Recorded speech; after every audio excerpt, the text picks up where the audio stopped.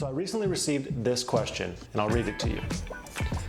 I have a lawn care business where I have a few guys working under me. My question is, how in the absolute heck do I transition from running these crews to not going out on jobs with them at all? I want to be at the desk making calls and traveling to businesses trying to get referrals and just talking to people. What are the best steps in order to move forward? And this is a great question. I've been asked it a few times, and I think it's just all around good knowledge for every business owner, especially starting out, to know.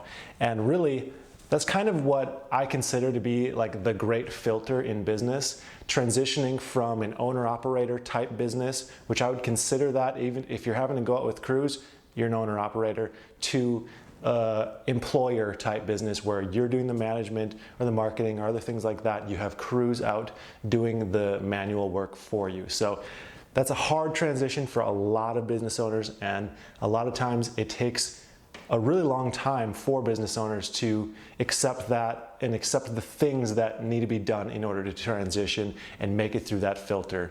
And a lot of people can't handle it, to be honest. So I'm going to go over the steps and processes that will make it much easier to transition from an owner-operator type to a management type of business. And the first thing is learning to delegate sooner. I was recently at this business roundtable where every 3 months some business owners meet up. All of us, there's like 8 in this group, all of us have employees, and they range from, I think one guy has like 90 some employees to one of the business owners has like 7 or 8. So there's a pretty big range there.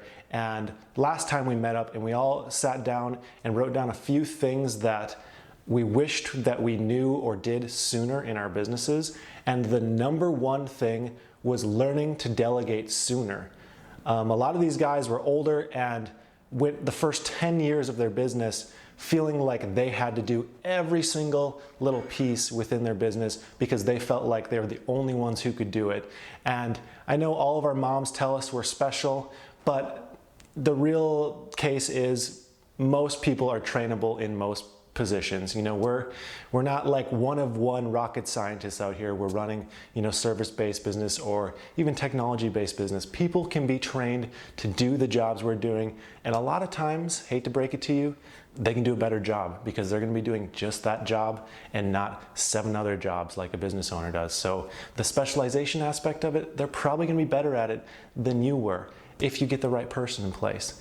But it's just learning to let go and learning to delegate sooner. So we came up with like 3 things that we wish that we'd done sooner, and everyone agreed delegate sooner was the biggest thing, because you find yourself doing all these little tedious things that are just taking up your hours and hours and hours. And I know I did this in the beginning mostly because I didn't really have enough money to spend on delegation, but also because I went into business with the attitude that I was willing to do absolutely everything, which is a good thing and a bad thing. In the beginning, it's good because you got to be willing to sweep the floors and, you know, take out the trash. But in the long term, you have to get out of that mentality and learn to hire people to do all the little things for you so you can focus on the things that you need to do. And in fact, in that business owner roundtable, the guy who had the largest business of all, he had a rule that he told us that he has with his employees that he tells people, his name was John, he says,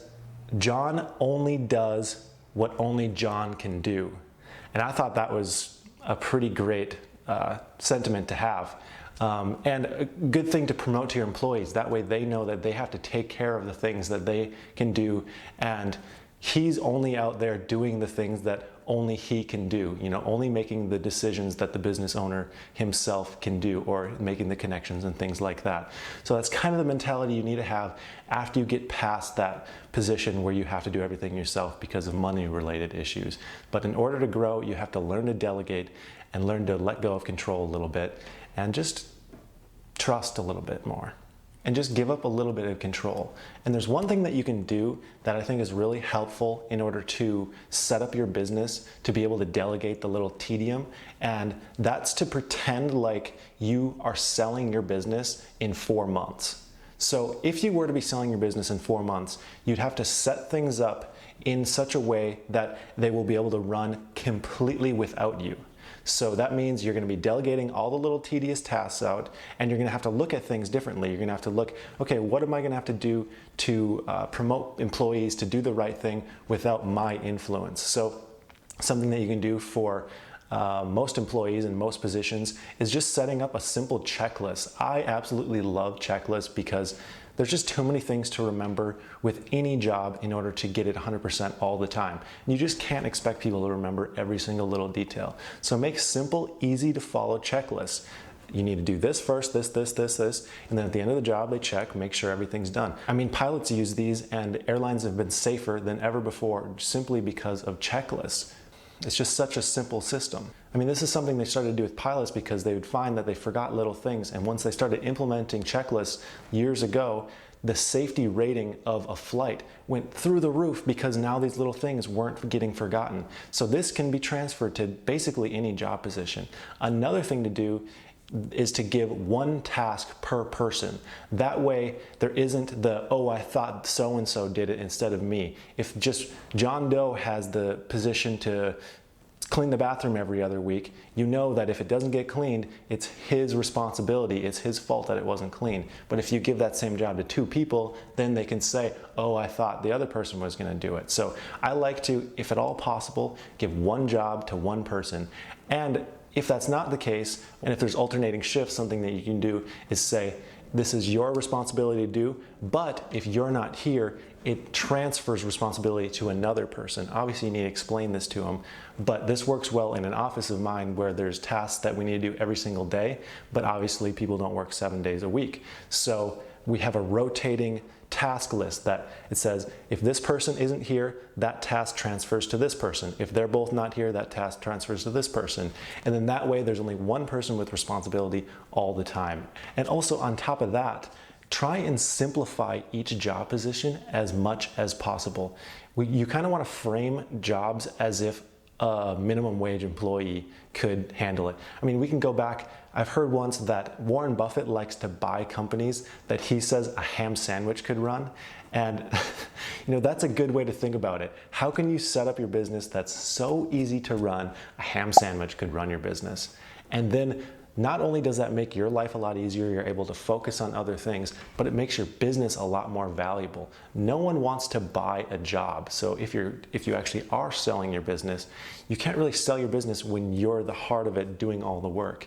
It's much easier to sell when you have this organization that runs by itself without owner input and cash flowing and growing without that outside influence all the time. And then my next point is to learn to trust more. And you know, there's a common denominator between every business owner I know and every girlfriend I've ever had. They all like to say they've been hurt before. Everyone's been hurt before, you know? Okay, let's maybe change this phrase up a little bit. Trust, but give limits. And what I mean by this is you need to be able to trust in your employees and your workers to handle things without you. If you say you need to call me every time an issue comes up, you're going to be getting calls all the time. But if you set a limit, let's say you have a customer service representative. If you tell them you handle any claim, any issue under $50, that will probably cover most claims and most issues, and because they've been doing the job position for a while, they have a good idea of how to handle these things. And honestly, they might even do a better job than you at handling these things because they're not financially tied to the money that they're giving out. But there's that limit of $50, so it's not like it's gonna tank your business if they're giving away $50. And then what you do is once every month or 2 months or 3 months, you go back and check on these claims that they're giving out and then tweak things and adjust things from there. If you have someone who's doing an awesome job and they're settling claims or issues better than you expected, maybe you can bump up their limit to $100 or $200 or $500. And then eventually, with the right people in place and the right systems and processes and going back and checking on them and giving, you know, little advice here and there, eventually you're going to be able to have your customer service run without you because they know how to make decisions. And making decisions is huge too. So when you tell someone what to do for a customer or an issue, explain why you do that. And that's something that I really pound on. If I get asked by an employee, what should you do in this situation, I'll answer it, and then I'll tell them why we do it based on a values type explanation. So let's say there was a damaged piece of furniture on a move that we had, and someone wanted it repaired instead of a claim. I would say, no, we're doing a claim because when we've done repairs in the past, things get drug out. They don't end up being happy with it in the end. It's better off to just pay them and get done with it. And that way we can just move on. And that way they understand why you made that decision, and then they'll be able to make similar decisions in the future without your input, limiting the amount of brain power that you have to use on these million decisions every single week that each business owner has to go through. My next point is making a quality control system. And what I mean by this is first defining what a good job is for each position. So for me, about 6 months ago, I made this system. It was just on Excel that had 12 different points that define what basically a perfect mover is. And it was just things like attitude, professionalism, showing up on time, home protection, protection of furniture, things like that that are important to the job. And then we'll do customer calls to see how the job went, and we'll grade them in-house as well for things like attitude and professionalism, things like that. And we will show the scores to them, explain why they got what scores they got, and then we'll also make the scores visible to everyone as a ranking. So not only are they seeing what score they got, what they can do to be better, what an ideal person in their position does, and how they can move forward in the company, it's also turned competitive because all their scores are posted and everyone wants to be number one on the top of the score. So they're competing with each other to do a better and better job and make your business better. They're working better together, and just all around makes your life easier when they know exactly what they need to do and how to make your business easier and ultimately more profitable. The thing with this though, you need to be consistent and also unemotional. So you can't just do this once and then hope that it works. You're gonna have to do it forever and keep up with it and check back in with people and do, either monthly or bi-weekly meetings on how you can make things better, and also reward people. Maybe the top person in a position, you buy them a cake with their face on it, or you buy them some socks with their face on it. So, you really want to acknowledge beyond just saying, good job, you did great, which is also important, but it's also great to really make them stand out and make them feel like they're doing an awesome job, and make it public too. Show everyone else that, like, hey, this guy's doing an awesome job and we're all acknowledging it. And that could be you if you also did an awesome job. And if you're doing all these things and nothing is working, that means you need to hire better people. Because if you're building systems that are foolproof and easy and your guys or gals are still doing a terrible job, it starts with the hiring. So you need to spend the time up front to hire. And to do that, what I like to do is I like to post an ad that's an above average pay in the description of the ad. I'll explain exactly what an ideal person is within that job position and try to disqualify as many people as possible. I also like to put questions and qualifiers within the description that they'll ideally answer. And then once I go through those, usually 20-30% of people will answer those questions, and then I'll send them a second survey with questions, something like, what's the most recent thing that you've learned, and what did you gain from it? Tell me a time where you went above and beyond for a customer in your last position. Things like that might take a little bit of time to type up some sentences and have a well thought out answer. And then I'll go through, read all those answers, and the best ones of those, I'll have them then come in for an interview them at that point. So from what might be 100 applicants in the very first place, 50 of them might first answer those first questions, 10 might answer the second round of questions, and then 1 or 2 might be worth hiring. And this works really well. You will get more quality people for any position. It doesn't matter if it's a labor position, a customer service position, or even higher end positions, which the higher end positions, I would say, be even more rigorous for those and hire the absolute best. And on top of hiring the best people, you also need to get rid of the worst people, because A players do not want to work with B or C players. So with a small business, you might be thinking, but if I get rid of them, I'm gonna struggle and it's gonna be tough for a little while. It might be tough for like a week or two, but trust me, every single poor employee I've ever got rid of, no matter how bad I needed them, I was much better off 1 month after I got rid of them. You will be much better off, you'll be relieved you got rid of them, and your life will be much easier. So I hope this content helps you and will allow you to break free of that mentality and start delegating your job out and really grow and scale your businesses. If you have any additional questions or comments about this, please let me know below. We'll make a little discussion out of this. I answer every single question I get that's business related, and if it's a good enough question, I might even make a video out of it.